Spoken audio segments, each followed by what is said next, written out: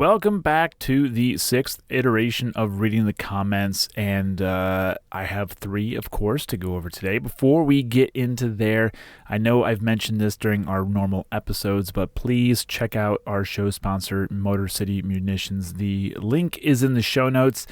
You can use promo code Tales of Honor for 5% off your online order. Very much appreciative to Jeff over at Motor City Munitions for his contribution to help keep this show going. So like I said, link in the show notes and over at the website, talesofhonorpodcast.com. There is a sponsor section that has more information as well. So let's move into reading the comments. This is going to kind of break the mold, I guess, this time. These three are, I think, the three of the most recent ones that are, they're all interesting in their own way. So, and I'm not as heated as last time. So, I didn't get any hate for being worked up last time. So maybe you'll like it. I don't know. First up, this is episode number 199. David Dolby. Anthony Coyle writes, Dave told me that when he was in line for the MOH, he was thinking of killing LBJ because they wouldn't allow him to do another tour in Vietnam. Quite a character. He ended up doing 4 more tours.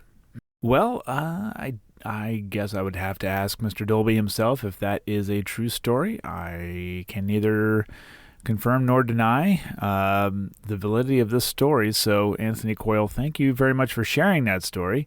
I guess a little bit more context would be appreciated. Moving on to episode number 272, Hector Cafarata Jr. This comment comes from Q-Man. He writes, the official report said he killed at least 40 enemy, but an officer in the same unit said it was probably around 100 or so, but played down the numbers because no one would believe it. Read The Last Stand of Fox Company. So thank you very much for your comment, Q-Man. I actually did then look up the book that he is referencing, The Last Stand of Fox Company. It is written by Bob Drury and Tom Calvin. All right, so looking over the synopsis here, this book is about when the 1st Marine Division was outnumbered by 100,000 Chinese soldiers near the Chosin Reservoir. So that looks like an interesting book to give a go. It is up on Amazon. I will actually have a link to it in the show notes if you want to go check it out, whether it's paperback or an audio version. All right, and this last comment comes from episode number 137 for Herman Hannikin, which we had a comment on from the last one as well. This one comes from ILL State Fishing. He writes, you forgot to mention the part where they tied Peralte's dead body to a door, took a photo, and distributed it all over Haiti. Of course, such actions deserve the highest honor.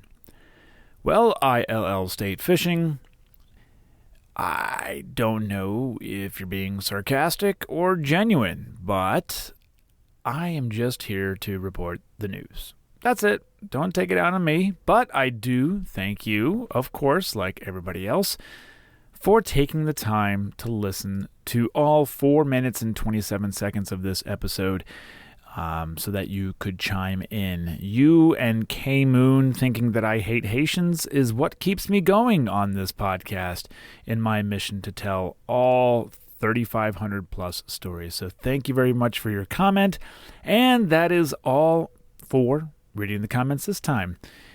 If you want to leave a comment that I can read on the air, which means it must be a clean comment, or even if it's not, I'll probably censor it anyway. If it's good enough, go over to the YouTube channel and you can pick a video and leave a comment.